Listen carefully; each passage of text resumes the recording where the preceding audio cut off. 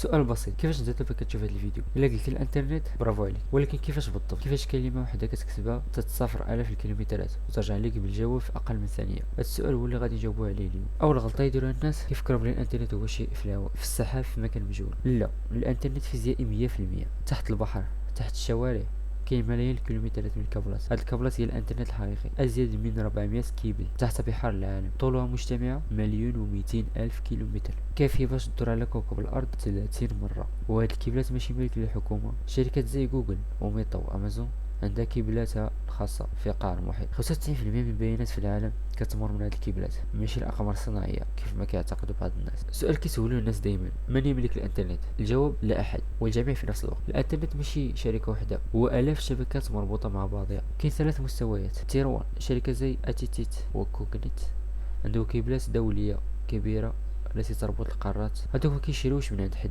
وهما الانترنت نفسه. تير 2، الوسطاء، شركات الاتصالات في كل دولة كيشريو من تير 1 وكيبيعوه للصغار. تير 3، مزود الخدمة ديالك، معوق تيليكوم، انوي، كيشري منهم ويبيع لك. تخيلها بحال الماء، الكبيرات الكبيرة هي نهر كبير، شركة الاتصالات هي الأنابيب، وبيتك هو الروبيني. وكيفاش البيانات كتصفر؟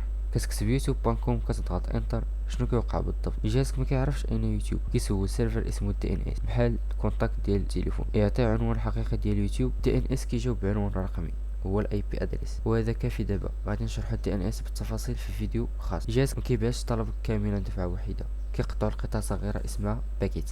كل باكيت فيها 3 اشياء مهمة: من وين جات عنوان جهازك، فين خاصها توصل عنوان يوتيوب، رقمها باش يجتمع بالترتيب في الاخير. علاش الباكيت؟ وما بعتناش البيانات كامله مره واحده. تخيل عندك كتاب خاصك تبعثو لصاحبك، الا بعتيه كاملا في صندوق واحد وضاع في الطريق ضاع كاملا. لكن الا قطعتيه صفحات وبعت كل صفحه على حده، حتى الا ضاعت صفحه تبعت غيرها وصافي. هذه هي العبقريه ديال الباكيت، وهذه هي اللي خلات الانترنت يصمد حتى لو انقطع جزء منه. الباكيت ديالك ما كتمشيش مباشره لليوتيوب، كتعدي من محطات اسمها راوترز. كل راوتر بحال بوليسي في الطريق، كيشوف الباكيت كيقرر هذا الطريق مشغول، نبعثها من الطريق الثاني، ثم يبعثها للراوتر اللي بعده، وهكذا هوب باي هوب تنقل الباكيت من الراوتر الاخر حتى يوصل. وهذه رحله كامله من جهازك عبر الكابل تحت البحر لسيرفر يوتيوب في امريكا، ورجع لك كتاخد اقل من 50 ملي سكند. باكيت توصل سيرفر يوتيوب ربما من طرق مختلفه، ربما ماشي بالترتيب، لكن بسبب رقم كل باكيت السيرفر كيجمعه بالترتيب الصح. يوتيوب كيفهم طلبك ويبعث لك الفيديو بنفس الطريقه، باكيت كتجي اليك وتجتمع عندك. وهذا الشيء غادي نزيدو نشرحو مزيان هاد الباكيت في فيديو اخر، هذا فقط كمثال. سؤال كيغلطوا فيه الناس اللي في المجال الانترنت والويب نفس الشيء؟ لا، جوج حوايج مختلفين تماما. الانترنت هو البنية التحتية، الكيبلات، الراوتر، السيرفر هو طريق السير. الويب هو خدمة واحدة فوق الانترنت، هو السيارة واحدة فوق الطريق.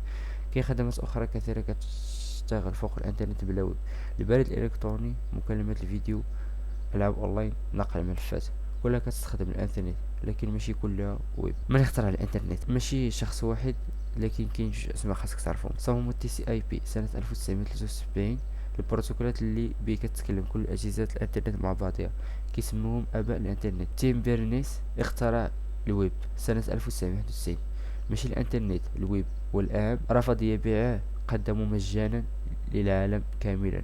بدون هذا القرار ربما كنا كنخلصوا على كل موقع كنزوروه.